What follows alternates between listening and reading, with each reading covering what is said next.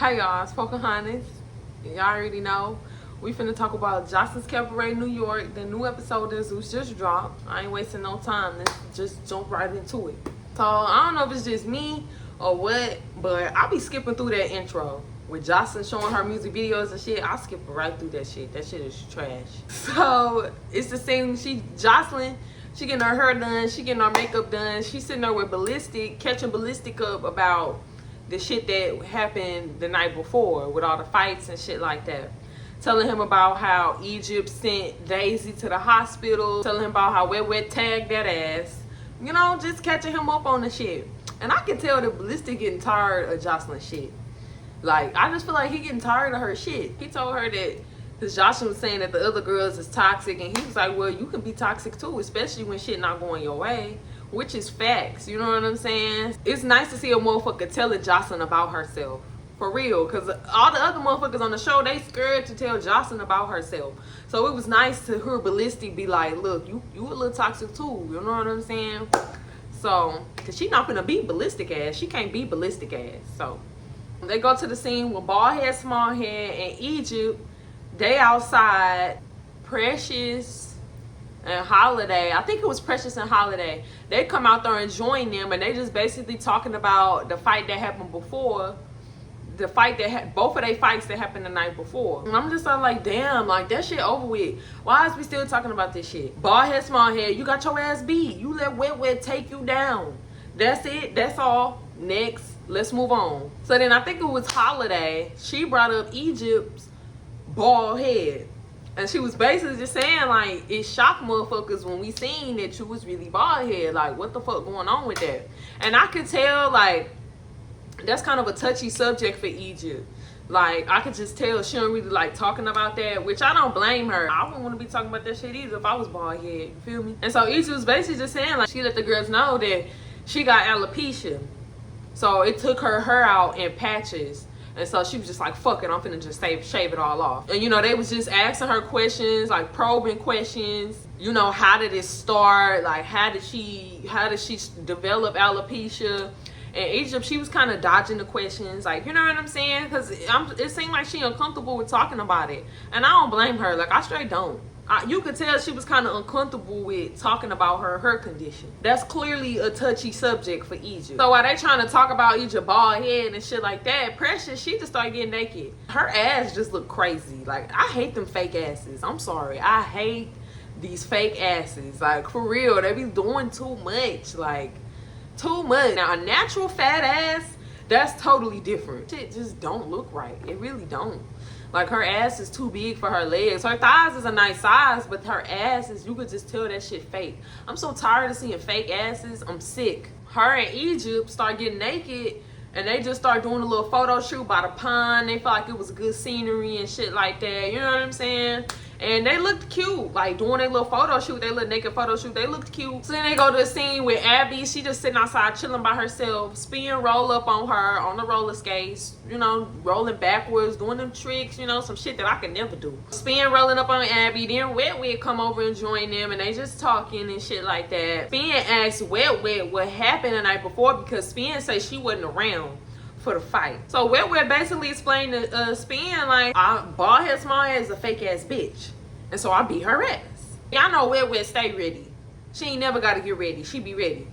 So she's saying that she ready for Bald Head, Small Head to try to retaliate. Like, she not finna let her guard down. She knows she embarrassed the fuck out of Bald Head, Small Head, so she just know that Bald Head, Small Head gonna try to get her lick back. So we're ready for all that shit. So Spin, she ended up feeling Wet in on Daisy and Egypt fight, because Wet wasn't around for that fight, because she had her fight first. You know, Wet was just all like, damn, like, you know what I'm saying? Like, kind of like how we all was just all like, damn. So they all decided that they was all just gonna go downstairs and they was gonna practice their routine, you know what I'm saying? Because they trying to be on the next Cabaret show. So they all go downstairs. So then they saw Yummy, Miss Natural, Andrea, and Danny. They on their way to the Mayweather show. They hopping on the private jet. Jocelyn got them on the private jet. And then Jocelyn and Ballistic, they get on the private jet too. So it's all of them on the private jet on their way to Miami. And Yummy said that Andrea was one of her good friends. So I'm like, okay, y'all must have made up because they weren't that cool the first couple episodes. But you know, I ain't hating. If y'all can squash it and make up, that's cool. I'd rather that than the whole house be against Andrea. You know what I'm saying? So Yummy was just all like, yeah, like I'm about to play some music. And Jocelyn was like, she about to go lay down. She ain't trying to hear none of that shit. She don't want to hear no loud music. She not trying to hear bitches talking and laughing too loud. She about to lay down. She don't want to hear that shit. Jocelyn's basically just saying like she don't really give a fuck to get to know the new girls. Like she already know Yummy and Natural. She already know what they about. And she just basically feel like the other girls should just be happy to beat her. I feel like that's kind of fucked up. Like that's just how you know Jocelyn be using these girls for views and entertainment. Like you don't even give a fuck to get to know these ladies. Like these are ladies that's gonna be working beside you. Jocelyn, she just get ruder and ruder every episode. Jocelyn don't give a fuck about none of them girls. But we already knew that. So then Miss Natural basically just telling the girls like she feel like she got demoted because Danny got the presidential suite. And Danny was she felt slighted by that because she was like, shit, I worked hard for my spot. I do feel like Miss Natural is the better dancer out of all of them. I feel like they ended up giving Danny the presidential suite to like stir up drama. So Miss Natural talking, she ended up calling Andrea out. Cause Andrea in the back like, yes girl. So she ended up calling Andrea out, telling Andrea that she do too much, she annoying, she need to grow the fuck up, and she see why don't nobody in the house like her and shit like that. Like going in on Andrea, calling her a kiss ass, and then Ricardo in the back laughing. He ain't making it no better. Like I hate when a motherfucker in the back laugh and like you just finna keep the shit going. Like now Miss Natural think what she doing is funny, so she gonna keep it up. Like I hate that Ricardo laughed in the background. Like that wasn't cool. That shit ain't funny. And Miss Natural like talking bad to Andrea to her face, just telling her she a dumbass and all types of shit. And then Andrea start crying. I'm just like, Andrea, like, stop crying in front of these bitches. Ain't nothing wrong with being sensitive and emotional. I'm not saying it's nothing wrong with her crying, but these girls already see her as a weak link. So then when they verbally attack her and she start crying, like that shit just be adding to it. Like, you know what I'm saying? Like if you want to cry, leave, go to another room, go to the bathroom and cry. You know what I'm saying? But don't cry in front of these bitches that's already trying to pick at you. You feel me? I just feel bad for Andrea because you can tell she really a sweet girl and got a good heart. And she don't be trying to be in confrontations with nobody. People just be picking at her and picking at her and picking at her. Like, damn, this girl can't catch a break. Like, I get Andrea got a soft personality. That's cool. Ain't nothing wrong with that. But you need to stand up to these bitches and let these bitches know, look, bitch, stop trying me, hoe. Shut the fuck up. Now, once you tell a bitch like that, that bitch gonna leave you alone.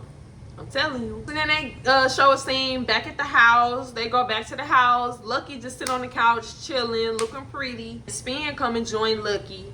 And they basically just talking about like how they wish they could have went to go dance in Miami and shit like that. And Lucky saying she wish she could have made it to Miami, but she felt like she didn't really get a chance to show her moves and to show herself because Jocelyn kept dismissing her and kept like nitpicking at her too. That's true, but it's like Jocelyn, y'all done made up and shit like that, and Jocelyn gonna give Lucky a chance. So now Lucky, this her time to shine, which I feel like Lucky gonna make the next round. Lucky gonna make the next round for the Cabaret. She is.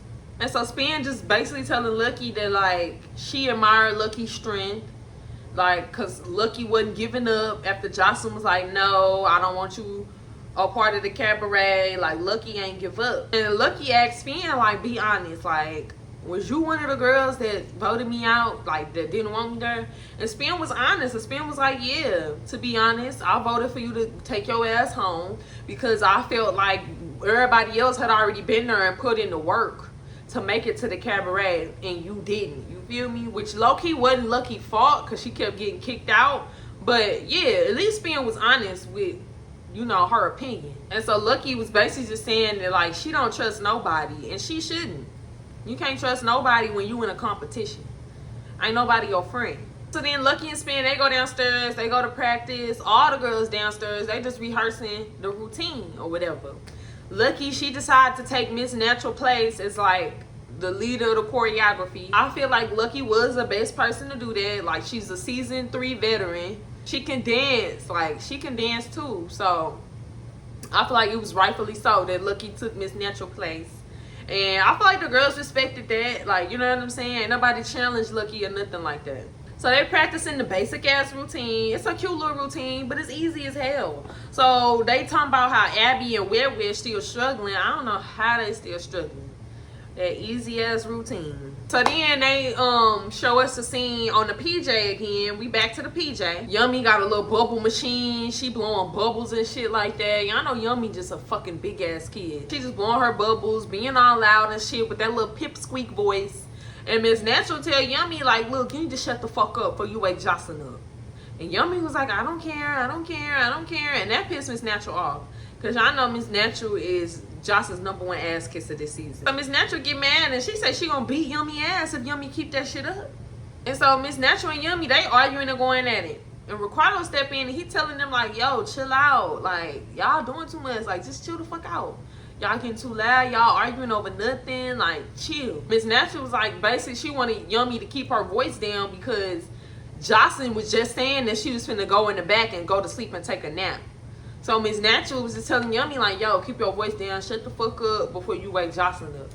So then you heard Jocelyn's voice in the back, like, what's going on? What's going on? So clearly she ain't sleep. So Miss Natural get up and run her ass to the back, and she go and snitch to Jocelyn, telling Jocelyn that Yummy being loud and keeping up all the noise and shit like that. Jocelyn basically told Miss Natural, like, look, chill out. Chill the fuck out.